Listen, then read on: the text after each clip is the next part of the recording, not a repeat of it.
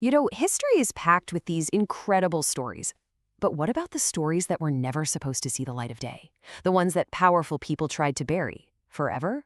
Well, in this explainer, we're going to dig up some of history's most shocking cover-ups and reveal the truths that were meant to stay hidden. It's a pretty chilling question when you think about it, right? What really happens when the truth gets deliberately hidden? The consequences can be just devastating. They can reshape history, and as we're about to see, they can cost countless lives. We're going to explore what happens when governments, corporations, and even entire industries decide that a lie is way more valuable than the truth. So, what even is a cover up, really? It's definitely not just a simple lie. Oh no.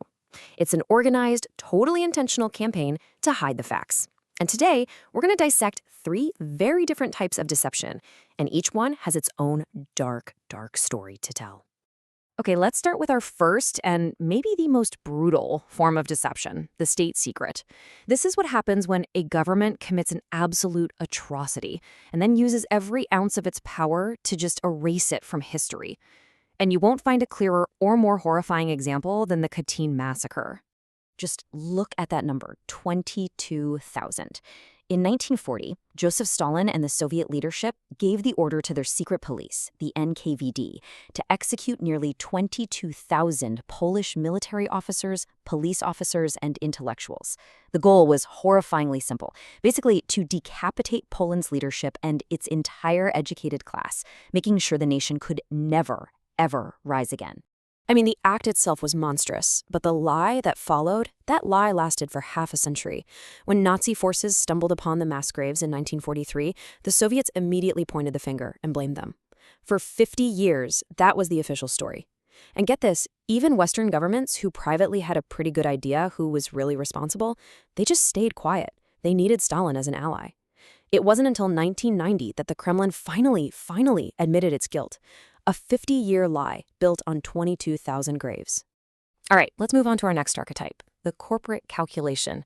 This is when a company literally does the math and decides that human lives are worth less than their bottom line. So the Ford Pinto had a deadly secret baked right into its design.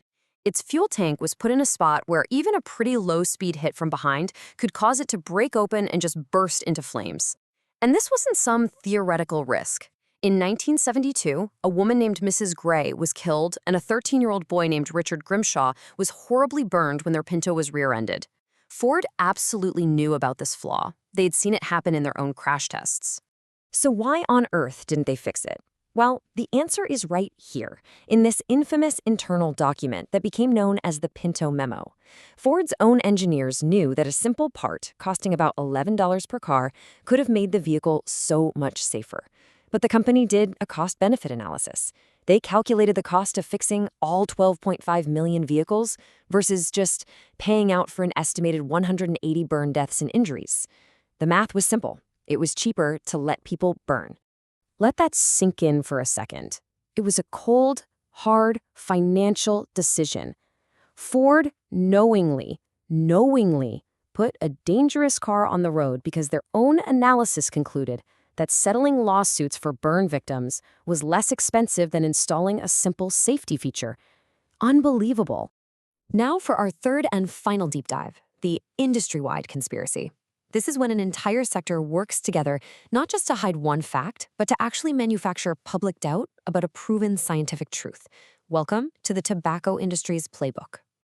Okay, so picture this. It's the early 1950s, and the tobacco industry is facing a full-blown crisis. For the very first time, solid scientific evidence is coming out showing that their product causes lung cancer. This was an existential threat. So in December of 1953, the heads of all the biggest tobacco companies met secretly at New York's Plaza Hotel to basically wage a war against the facts themselves. In this quote from a leaked internal memo, it reveals their entire strategy in just 4 words. Doubt is our product. They knew they couldn't disprove the science. It was too strong. So they decided to sell something else instead. Doubt. Their whole goal was to make the public believe the science was still up in the air, that there was a debate going on, giving people the permission they wanted to keep on smoking. And they executed this plan with ruthless efficiency. First, they went public, promising to help get to the bottom of all the health questions. Then, they created their own research committee to give this illusion of independence. They use that committee to fund bogus studies designed only to muddy the waters and confuse people. And finally, they use the media to amplify their message, creating this idea of a legitimate scientific debate where there really wasn't one.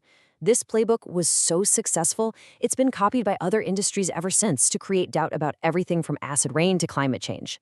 So after all of this, state secrets, corporate calculations, industry-wide deception, you have to ask yourself, how do these massive secrets ever come to light? How does the truth manage to claw its way out? Well, the truth gets out because of courage and persistence. It explodes into view from leaked documents, like the Panama Papers, which expose this massive global network of tax evasion. It comes from dogged investigative journalists, like the ones who wrote the Pinto madness article that exposed Ford. It comes from brave whistleblowers and insiders, like the Ford executive who testified about his safety concerns. And sometimes, decades later, it comes from the declassification of secret files, just like we saw with the Katyn massacre. And all of that leaves us with one final, pretty unsettling thought. These stories, from secret government crimes to industry-funded lies, they show just how easily the truth can be buried. And it really makes you wonder, doesn't it, how many of the facts we take for granted today are just tomorrow's cover-ups waiting to be exposed.